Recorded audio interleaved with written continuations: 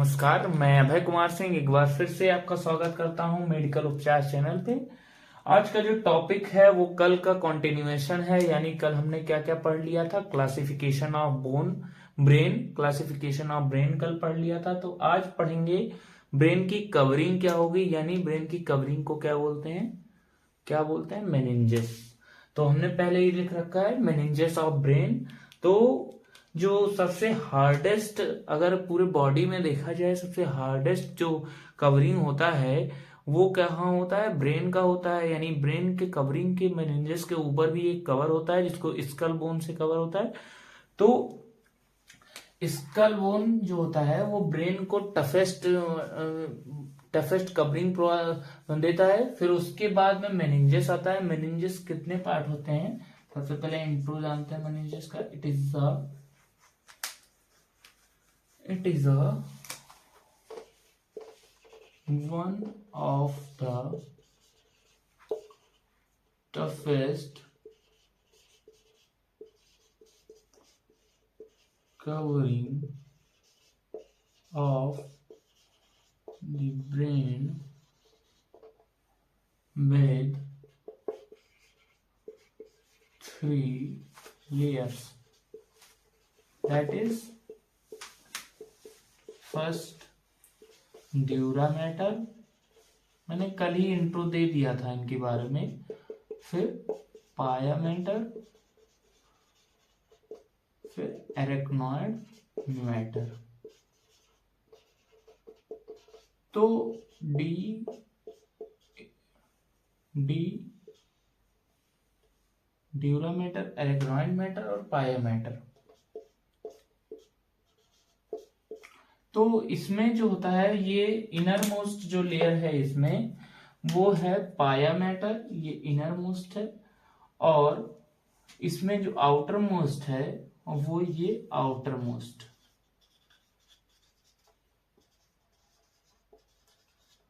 ये मिडिल। तो इसमें जो ये मेनिंजेस होता है यानी कवरिंग जो ब्रेन का होता है वो 3 लेयर से होता है, जो कि ड्यूरा मैटर, पाया मैटर और एरेक्नॉइड मैटर के फॉर्म में जाना जाता है। अब देखते हैं इसको कैसे प्रेजेंट होता है, इसके कैसे शेप होते हैं, ये देख लेते हैं स्ट्रक्चर कैसे होता है। तो ये फिर फिर ऐसे ऐसे ऐसे, ठीक। तो ये हो गया। अब इसमें ऐसे फिर ऐसे। अब इसमें ये जो पार्ट हो गया वो ड्यूरा मैटर, ये ड्यूरा मैटर, फिर ये एरेक्नॉइड मैटर एंड ये पाया मैटर। तो इसमें से अब फिर जो ड्यूरा मैटर है वो 2 पार्ट्स में आल्सो डिवाइड होता है। ये ड्यूरा मैटर जो होता है वो 2 पार्ट्स में आल्सो डिवाइड होता है, जिसको इंडोस्टीशियल भी लेयर बोलते हैं। या जो इन 2 लेयर के बीच में जो स्पेस होता है, मान लीजिए ये जो स्पेस है उसको क्या बोलेंगे, सब ड्यूरल स्पेस। और इनके बीच में जो होता है वो सब एरेक्नॉइड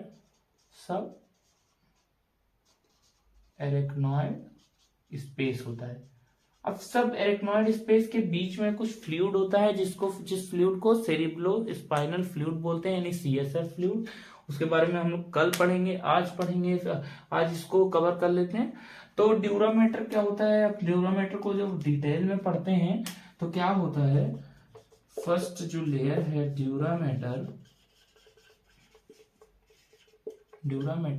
तो ड्यूरा मैटर है वो जो मेनिंजेस है यानी कवरिंग है ब्रेन का, वो आउटर मोस्ट लेयर है, यानी आउटर मोस्ट कवरिंग है, जो कि 2 लेयर से बनी होती है। फर्स्ट इंडोस्टीशियल and second one is first जो ड्यूरा मैटर होता है वो 2 लेयर से बनी होती है।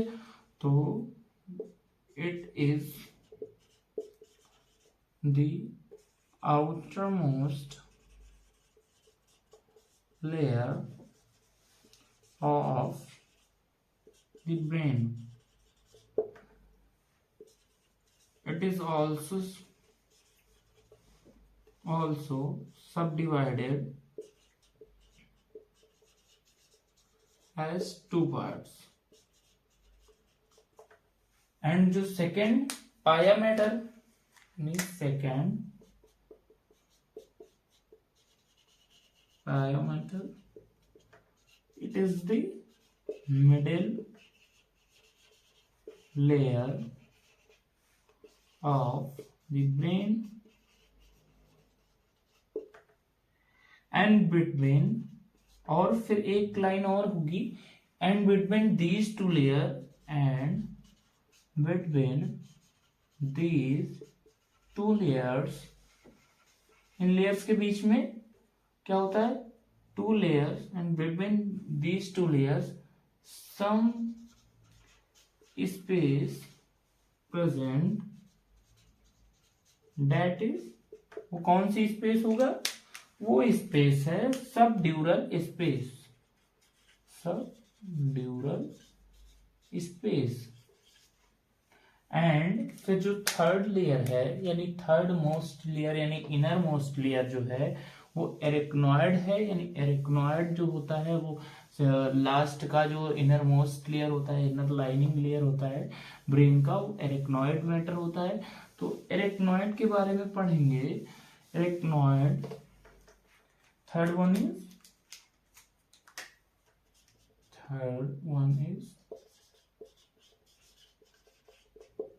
Arachnoid mater. तो ये क्या होगा, it is the inner most और inner layer of the brain. तो ये इनर मोस्ट लेयर है, यानी सबसे अंतिम जो लेयर है, सबसे अंदर की जो लेयर है वो कौन सी है, वो एरेक्नॉइड मैटर है। अब जो एरेक्नॉइड मैटर और ड्यूरा मैटर के बीच में, एरेक्नॉइड मैटर और एरेक्नॉइड मैटर और पाया मैटर के बीच में, सॉरी, DAP होता है। तो इनके एरेक्नॉइड मैटर और पाया मैटर के बीच में जो लेयर होगी, यानी जो स्पेस होगा, उसको क्या बोलेंगे, space between arachnoid mater and pia mater is called as subarachnoid space. तो जो हमने शायद गलत बोल दिया, जो ड्यूरा मैटर है वो आउटर मोस्ट लेयर है, जो एरेक्नॉइड है वो इनर मोस्ट ना मिडिल मोस्ट लेयर है, यानी middle layer and middle layer of the brain. And जो पाया मैटर है वो इनर मोस्ट लेयर है, यानी पाया मैटर जो है वो लास्ट जो अंदरूनी जो सबसे अंदर की जो लेयर है वो पाया मैटर है। तो यहाँ पे हमने थोड़ा गलत नंबरिंग की वजह से गलत कर दिया था। तो एरेक्नॉइड जो मैटर है वो मिडिल मोस्ट है, और जो पाया मैटर है वो लास्ट की जो इनर मोस्ट लेयर है वो है। और फिर स्पेस, इसके बीच में जो स्पेस होता है वो उसको हमने लिख रखा है सब एरेक्नॉइड स्पेस। इसी स्पेस के बीच में जो कुछ फ्लूइड्स होती हैं जिसको CSF का नाम दे दिया गया है, CSF फ्लूइड, जो कि मॉडिफाइड फ्लूइड है, ब्रेन का मॉडिफाइड टिश्यू फ्लूइड है, टिश्यू कह लीजिए या न्यूट्रिएंट्स कह लीजिए, या एज ए एक्सक्रीटरी प्रोडक्ट है। तो CSF का फुल फॉर्म क्या होता है, सेरिब्रो स्पाइनल फ्लूइड। ये जो फॉर्म होता है, कहाँ फॉर्म होता है, सेरिब्रो स्पाइनल फ्लूइड जो है वो कुछ लैटरल वेंट्रिकल्स में फॉल होता है, मतलब फॉर्म होता है, और कुछ सब एरेक्नॉइड स्पेस में फॉर्म होता है, जो कि सर्कुलेट होता है डिफरेंट फोरामेंस के थ्रू पूरे all over the spinal cord, surround the spinal cord and all over the surrounding subarachnoid space. तो फिर जो सेरिब्रो स्पाइनल फ्लूइड है यानी सीएसएफ है, उसका फॉर्मेशन किस रेट से होता है ये भी जानते हैं। आइए देखते हैं कि सेरिब्रो स्पाइनल फ्लूइड क्या होता है, कैसे होता है। तो सेरिब्रो स्पाइनल फ्लूइड शुरू होता है यहां से, सीएसएफ, क्योंकि मोस्ट इंपॉर्टेंट टॉपिक है CSF, cerebro spinal fluid. Cerebro spinal fluid क्या होता है, आपने सुना होगा सेरिब्रो स्पाइनल फ्लूइड क्या होता है, कैसे होता है। तो ये जैसे ब्लड होता है जो मॉडिफाइड फ्लूइड कनेक्टिव टिश्यू है, वैसे ये भी मॉडिफाइड फ्लूइड है। It is modified fluid which present in the ventricles of the brain and also subarachnoid and also surround the subarachnoid space, around the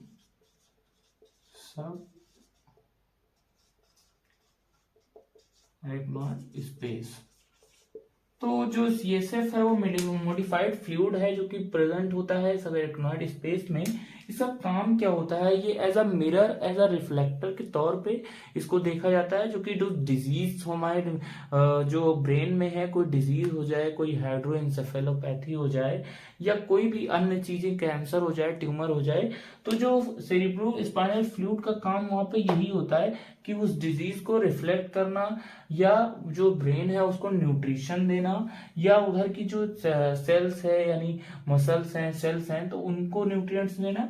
तो डिफरेंट डिफरेंट जो functions होता है वो सेरिब्रो स्पाइनल फ्लूइड करता है। कुछ functions ये भी होता है कि ये एक्सक्रीशन का भी काम करता है, कुछ ऐसे मटेरियल्स होते हैं जिसको एक्सक्रीट भी करता है, तो ये एक्सक्रीटरी प्रोडक्ट का भी काम करता है। तो अब फिर इसका सर्कुलेशन पढ़ लेते हैं। सर्कुलेशन पहले फॉर्मेशन पढ़ते हैं। फॉर्मेशन कहाँ पे होता है,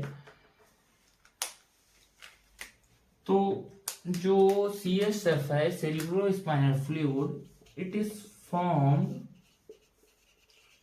bye choroid plexuses of brain. जो प्लेक्सेस होती है यानी जो गुच्छा होता है, जाल की तरह होता है, कोरॉइड प्लेक्सेस, जो कि लैटरल वेंट्रिकल में प्रेजेंट होता है, which lie on the lateral ventricle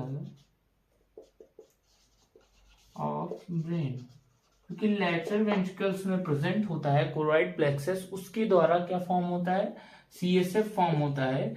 जो कि सीएसएफ फॉर्म फिर यहां होता है, फिर इसका सर्कुलेशन होगा। तो सर्कुलेशन किधर होगा, सीएसएफ।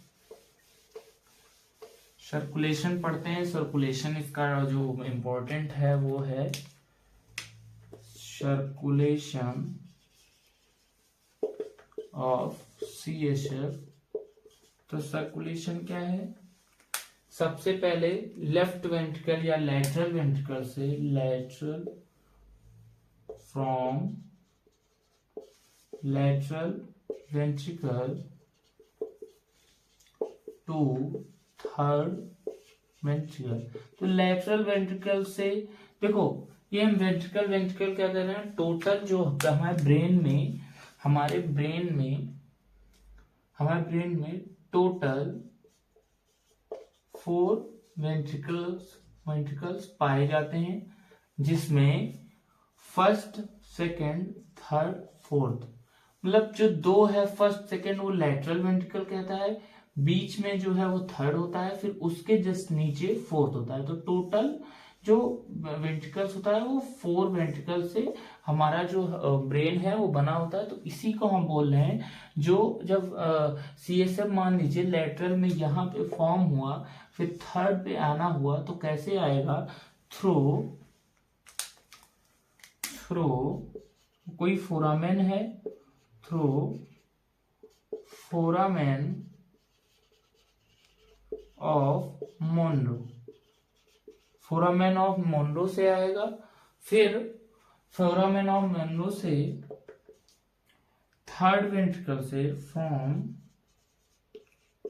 थर्ड वेंट्रिकल्स, अब थर्ड वेंट्रिकल से अगर फोर्थ वेंट्रिकल्स में जाना है टू फोर्थ वेंट्रिकल, थ्रू किससे जाएगा? Through foramen of Silvius. अब यहाँ पे फोरामेन ऑफ एक्यूडक्ट कह लीजिए या एक्यूडक्ट फोरामेन कह लीजिए, एक्यूडक्ट। अब जो अगला जो होगा वो अगर फोर्थ वेंट्रिकल से, from fourth ventricle to fourth ventricle से अब किस में जाना है? जो फोर्थ वेंट्रिकल्स में अब फिर अराउंड ब्रेन, अब to brain and spinal cord. अब फोर्थ वेंट्रिकल से ब्रेन और स्पाइनल कॉर्ड में जाना है अगर, तो किसके थ्रू जाएगा? थ्रू फोरामेन ऑफ लचका के थ्रू।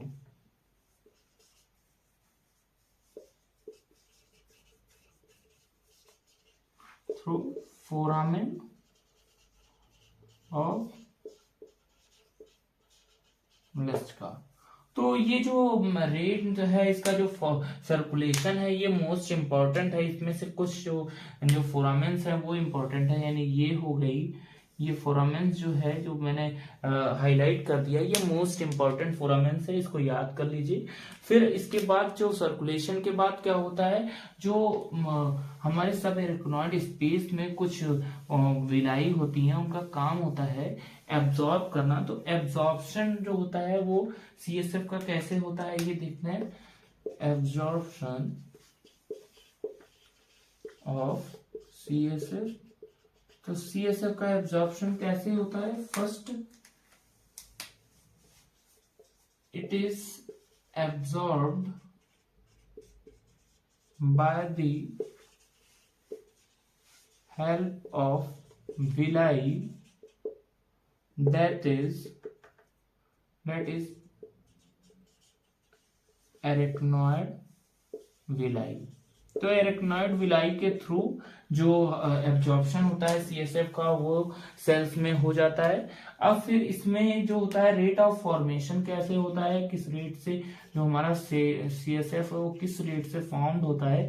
तो रेट ऑफ फॉर्मेशन जो है वो 200 cc पर आवर और 5000 cc per day. cc means cubic centimetre,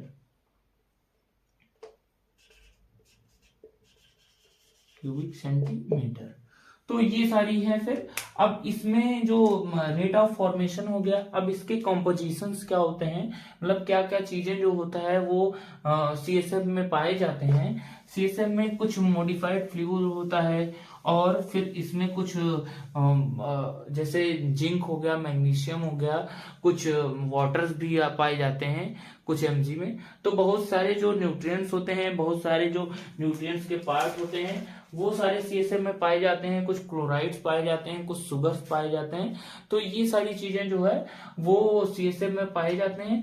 तो फिर अब CSF का फंक्शन क्या होता है? CSF का जो मोस्ट इंपॉर्टेंट फंक्शन है वो ये न्यूट्रिटिव होता है, ये एक्सक्रीटरी होता है, और ये रिफ्लेक्टिव होता है। यानी जो ब्रेन में कोई भी एनॉमलीज हो जाए, कोई भी डिजीज हो जाए, तो उस चीज को फाइंड आउट करने में ये CSF मदद करता है। अब जो CSF का जो मेन इंपॉर्टेंट जो चीज है क्या होता है, लंबर पंक्चर दिया जाता है।